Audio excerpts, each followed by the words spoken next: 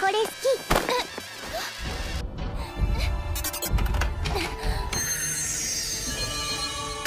違う。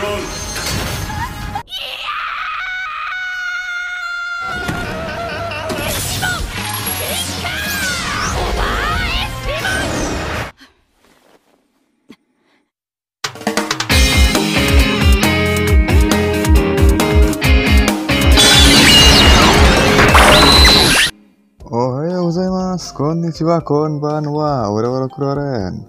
Episode 62 ini bener-bener bikin darah tinggi ya. Baru kemarin udah dikasih episode paling horor, malah cooldownnya dibikin kesel sampai dongkol gini pak.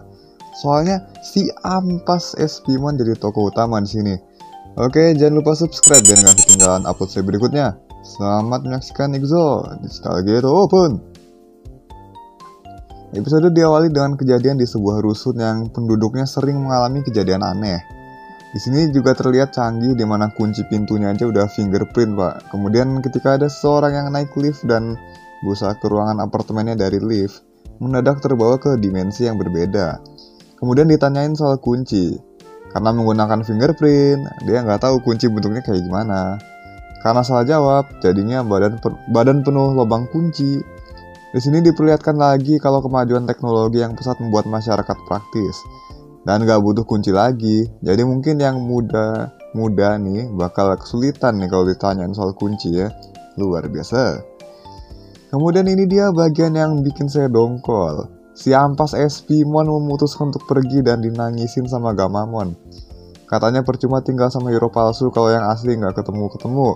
Dibilangin hero yang asli di depan mata masih ngeyel dan beneran mau pergi. Hiro bilang, ya udah kalau mau pergi silakan. Kemudian si Espimonnya cuma bereaksi heran dan pergi dari sana. Saya setuju sama Hiro nih. Bahkan bodo amat ya kalau mau pergi ya secepatnya lebih bagus lah. Ini pas nonton beneran gini aku. Apa sih cok? Kalau emang mau pergi ya udah pergi aja sana. Aduh, berisik aja dulu gitu lah. Mending kemarin lenyap sekalian deh pas nekat lawan Z Millenniumon ya.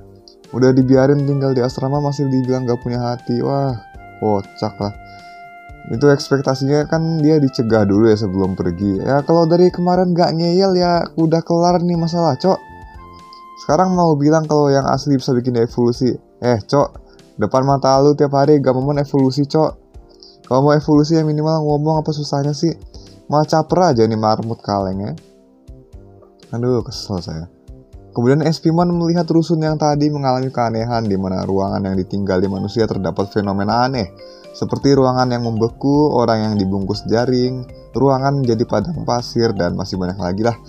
Kemudian pindah ke Aoi yang lagi bareng temennya. Si temennya ini mau pindah dari rusun tempat mereka tinggal karena keanehan ini.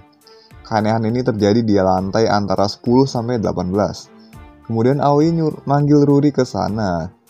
Kebetulan juga di situs di Rurun juga rame soal ini. Wah gila sih, gak rame sehari gak makan kayaknya itu situs ya.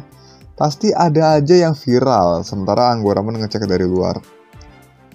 Kemudian mereka masuk lift dan juga si Aoi tinggal di lantai 14 kan. Namun lift ini berhenti di lantai 13,5. Waduh, pas dibuka mereka sudah ada di dimensi yang berbeda. Yang disebut ruang di antara lantai 13 dan 14. Kemudian Aoi keluar dari lift dan merasakan ada hawa-hawa sesuatu. Lalu pintu liftnya tertutup sendiri. Kemudian Ruri melihat di lift ada Hyarimon, yaitu Digimon bayi berelemen es. Yang kemudian Ruri dan Hyarimon turun di lantai 14. Sayangnya Aoi nggak bisa keluar dan Ruri nggak bisa ke lantai tadi. Aoi dikepung di Digimon penghuni ruangan khusus tersebut, sementara Ruri dan Anggoramon kebingungan. Ini salahnya apa ya gitu kan? Kok bisa-bisanya si Aoi hilang gitu kan? Aoi ketakutan itu cok. Dan Aoi ditanya kunci seperti korban di awal. Menunjukkan jari dan alhasil dia penuh lubang kunci gitu. Ini mirip sama korban pertama ya. Jadi dia ketakutan banget lah pastinya ya. Itu tembus lubang tangannya juga cok. Ruri manggil Hiro dan Kyoshiro buat ke lantai tersebut. Tapi mereka justru sampai di lantai 14. Kemudian Kyoshiro ketakutan. Mau kabur pun gak bisa. Di sini Gamamon melihat Digimon yang tinggal di ruangan apartemen. Mereka ngaku kalau itu rumah mereka. Pas ditanya balik malah ngomong, emang apa salahnya tinggal di ruangan kosong. Sementara di lantai tadi, Aoi ketemu sama si ampas Espimon. Di sini dia jelasin kadang dimensi ini terhubung hingga manusia tersesat di dalamnya.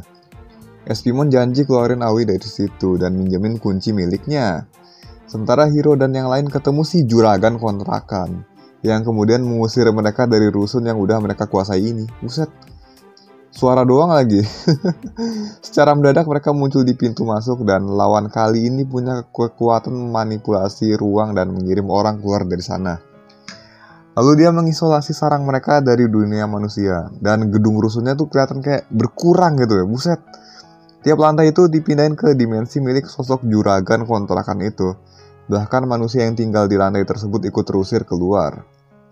Lalu Espimon menggunakan kuncinya untuk membawa Aoi keluar dengan membayangkan pintu masuk dengan kuat.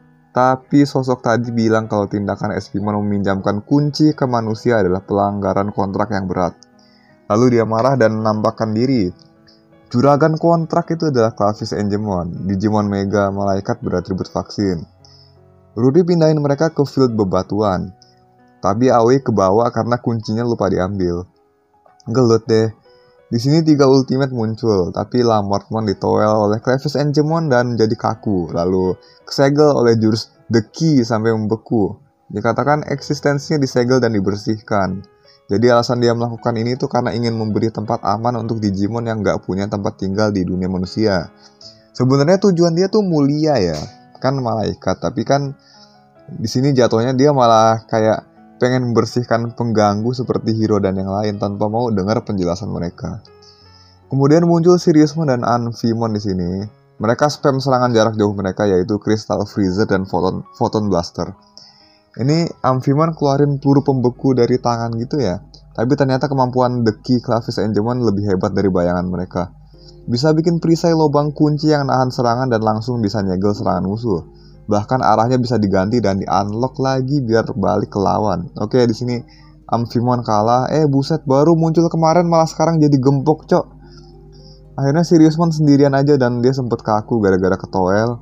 Tapi sebelum dikunci, dia nembak tanah biar mental ke belakang. Lalu sekuat tenaga dia menyilangkan Cosmo Blade-nya buat bertahan. Diserangnya ya jelas tanpa ampun, itu sampai ini serangannya bikin Sylvia di tangan Siriusmon retak loh, bilah pedangnya dan senjatanya juga udah mau hancur di situ. Di sini terungkap bukan tinggal di rusun tanpa izin, tapi dia itu si Clavis Angemon itu minjam space atau ruangan di antara lantai. Kayak lantai 13,5 tadi yang seharusnya tidak ada gitu kan. Untuk manusia yang masuk ya mereka cuma pakai ruangan yang kosong. Dan jika ada manusia nyasar langsung dibalikin tanpa luka gitu kan. Oh my god, yang berarti kan sebelum ini damai-damai aja ya. Sampai penghuninya nambah dan otomatis manusianya keganggu sama Digimon yang tinggal di space terpisah di antara lantai ini. Bahkan ini fenomenanya sampai merembes ke kamar ini, ruangan yang ditinggalin manusia gitu loh. Kemudian jadi urban legend rusun berhantu. Waduh. Espimon muncul dan spam mod bom lagi. Kemudian dan putus asa dia kayak terpaksa nerima Hiro dan bilang, kalau kamu Hiro yang asli harusnya kamu bisa membuatku berevolusi. Woi, cok, dari kemarin tinggal ngomong cok. Mumpung Hiro udah paham mekanisme Phoebe nih dari episode 39 kemarin cok. Dia sinkro ke Gyukimon lewat Keno Wiseman biar bisa balik lagi ke Ryudamon. Kemudian Hiro teriak bilang dirinya yang asli. Evolusi juga kan. Jadi badut ancol ya. Badut Dufan nih desainnya Hover Espimonnya. Tapi dia lincah juga ya si badut Dufan ini. Dan juga mainnya tactical banget. Pakai stamper missile dari badan buat pengalihan. Terus Doronger itu buat smoke screen dan Die Vanish itu buat invisible. Bahkan bisa ngelabui penglihatan Digimon malaikat. Hebat, tapi tetap benci aku ya sama Espimon. Siriusmon dorong Clavis Angemon dan dekinya diambil Hover Espimon. Di combo Breakwesar sampai mental. Baru deh Hiro pakai Budget no Jutsu. Kelar tuh masalah. Gedungnya balik lagi, mereka hanya akan pakai ruang di antara lantai atau space di antara lantai. Jadi mereka nggak akan lagi mengambil ruangan kosong dan menghindari kontak yang tidak penting dengan manusia. Biar sama-sama nyaman lah intinya. Dan juga di sini Espimon menang banyak cok. Dipuji-puji. Ayo mau bilang apa lo? Awas ngatain palsu lagi ya. Udah bisa evolusi juga ya. Terus Rudy mau jujur soal Digimon ke Aoi, tapi Aoi kayaknya udah bisa paham tanpa diceritain.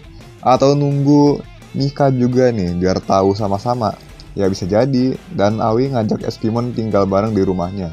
Cerita selesai. Hai, review no jikan des. Episode darah tinggi, cok, ya. Udah Espimon jadi main karakter, sekarang kita disuruh lawan juragan kontrakan. Awal-awal ngeri, tapi kesini jadi kocak sih. Perkara si juragan yang cuma mau nampung Digimon di ruang terpisah di antara lantai. Jadi lantai 5 itu loh. Tapi malah jadi kayak merampas tempat tinggal manusia yang tinggal di lantai yang mereka singgahin. Terus kan kalau diomong baik-baik kan kelar ya ini masalah kayak di endingnya. Ada-ada aja coba, bisa damai itu padahal. Bahkan si juragan juga darah tinggi sama perkara rusun ini kan. Terus Espimon ya caper amat sih cok. Alasannya tuh ampas banget anjay. Dari yang harus identik sama bapaknya jadi bisa buat dia Evo lah anjay. Ini kemungkinan dikasih tahu sama bapaknya juga nih kalau Hiro bisa bikin Digimon evolusi ya. Tahu lah. Alasannya tuh ampas banget anjay. Dia udah nyaman sama Hiro tapi masih nggak mau mengakui dia asli. Nggak tahu diri cok ya. Maksa amat cok. Aduh. Soal sendiri ya. Terakhir Seiyujok nih. Sadarnya pas Shizuka bilang kalau si juragan itu diisi sama Tomokazu Sugita. Waduh, legend nih.